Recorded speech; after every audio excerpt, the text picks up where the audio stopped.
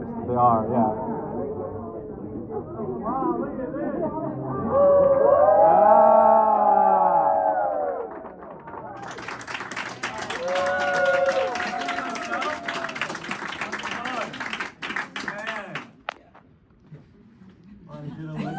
Yeah. Great.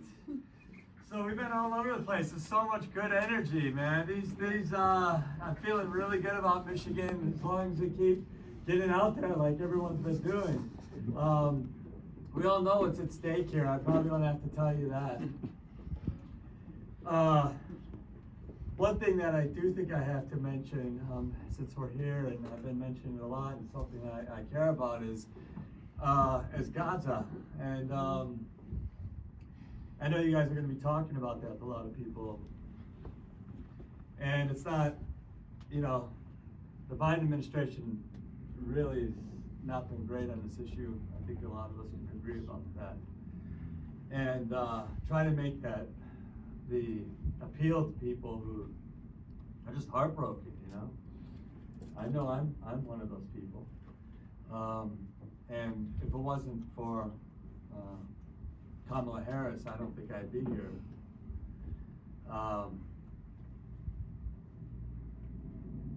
It's hard to be here anyway, honestly, because some of you probably feel that way. But there's a lot we're fighting for, and there's a lot we're hoping for. And some of it we haven't quite gotten yet. But we all know the issues that we're fighting for, but there is, the Palestinian issue and just the matter of Palestinian lives matter. And this our party not fully embracing that, or not embracing the pain, or not even embracing that Palestinians aren't being treated equally, by so many of our leaders, But at the same time, when you look around, it's the Democrats who are here doing it. The people who are actually caring are the Democrats. I mean, we don't see a lot of Republicans coming out on behalf of Gaza saying free Palestine, we're just not seeing that. And yeah, it sucks to go and see Netanyahu show up and say those things and have Democrats jumping to their feet. It's really hard to see that.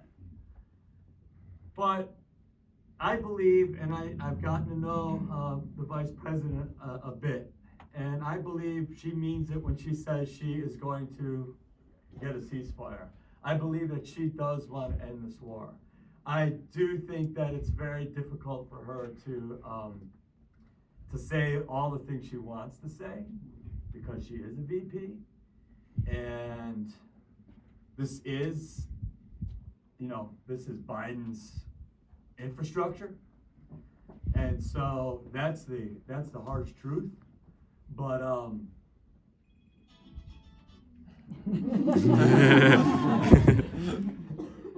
but here we are, and we all have our hearts open, and we're all here, even in that dialectic of, my heart's broken. At the same time, I know I have to fight for something that I believe in. I know it's not as right as I want it to be, but it's righter than what it is, than what the alternative is. It's this dialectic that we're in. It's like nothing is perfect, but we have to look at what the long-term plan is. And that's when I look at my kids. I'm like, I'm fighting for my daughter's right to choose, for her to have authority over her body. I'm fighting for this next generation for climate change. And we're fighting for our Palestinian brothers and sisters to have freedom. And that's part of this fight. Woo! And there's no way we're going to do that with Trump. I mean, we tried his climate change with Trump when he got in the office. We're like, okay, fuck it, sorry. We're like, okay, maybe we could go to appeal to him. Let's go meet with him and talk to him and appeal to him. But he wasn't there for that. He's not going to be there for this. And it's just sad to say, but I believe that together, when they see us win, and we win in places like Michigan, when we win in places like Dearborn, after everything, after the undecided votes, and we bring them this victory, they can't turn their backs on us. And we're going to go in there. I promise you, I'll be there with you saying, God dang it, come on. We brought you this. You said you wanted a ceasefire. We brought you the win. Now you got to come through for this.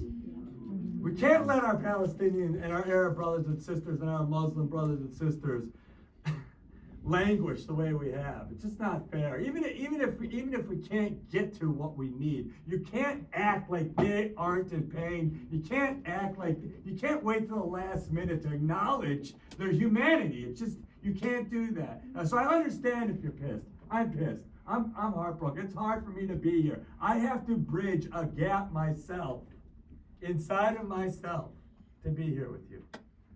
I know a lot of you feel that way. But we're fighting for women, we're fighting for climate, we're fighting for working people. We're going to get triple the minimum wage, double the minimum wage. We're fighting for you young people to be able to afford homes. We're fighting for for the whole democracy, all the difference that we see. This beautiful rainbow of people. I mean, the one thing I've noticed is we are like this incredibly diverse group of people. We're about love, you know? We're about inclusion. We're about immigration. We're about the promise of America. We're not going back to what they want us to do. There's just no going back. Just the nature of reality is we can't go back. So what are we gonna do?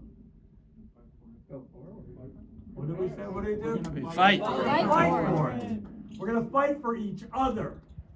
You see that Madison Square Garden cross burning, okay?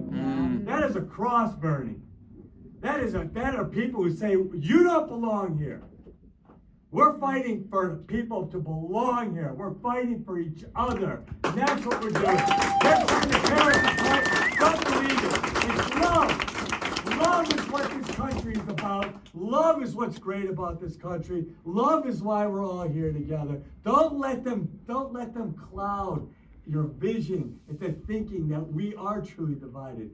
We are the party of love. We're the party of inclusivity, and we're gonna go out there and kick some ass. And I'm so glad you guys are here. Yeah. And as race people say, you know, you can't get yourself to vote. I understand, but it's not just for you. It's for your next generation. It's for the next generation. That's why we're here. It's the work that needs to be done. This is what the Native people say. I mean, talk about a struggle.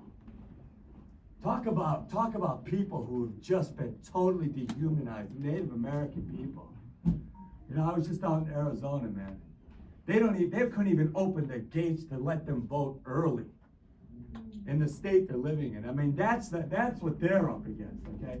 Talk about intergenerational trauma. And you know what they say? We're voting for the next 7 generations. That's what this is about. We're being strategic for the next 7 generations. No, this country has not been good to us. They have been terrible to us. They've purposely killed us. But we are voting for the next generations, and this is power. This is how we get power, and that's what they see. And they're gonna bring Arizona to us. Everyone watch the polls, because Arizona is coming our way, because the Native Americans are going out and voting and organizing the way we're doing here, in spite of their pain, in spite of their hurt, in spite of the trauma and the horror that's been caused against them. So that's us. I love you guys. I hope I didn't bring you down. Yeah.